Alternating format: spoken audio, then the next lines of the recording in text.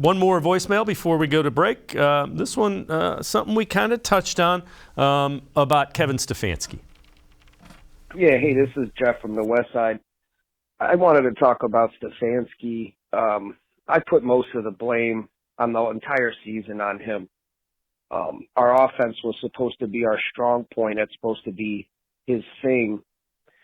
And yet we have no offense, it seems. We never seen Chubb and Hunt on the field at the same time. He pretty much drove Odell out of here because they couldn't find ways to get him the ball. Baker was injured, so why didn't he have the courage to set him down? We could all see Baker wasn't playing up to par. There's no reason he should have been out there. And then you look at the defense, you know, with the talent that we have there, I mean, you give that talent to a coach like Belichick, he could win the Super Bowl just with the defense. And I don't think it was as good as people said down the stretch. I think they just didn't need to score points on the Browns. As if they needed to score, they could have scored at will. And so I just put the blame on the coaches this year.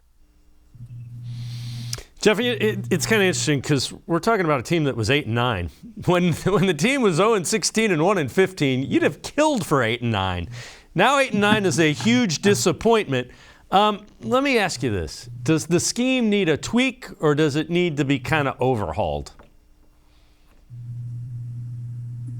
I wish I knew the answer to that. The scheme seemed to work in Minnesota, and it was basically the same scheme.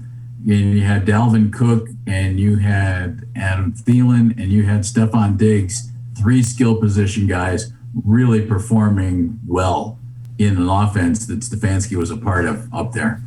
And so for me, it makes me think the offense maybe needs just tweaked to maybe a more specific skill set here, and the quarterback needs to play better.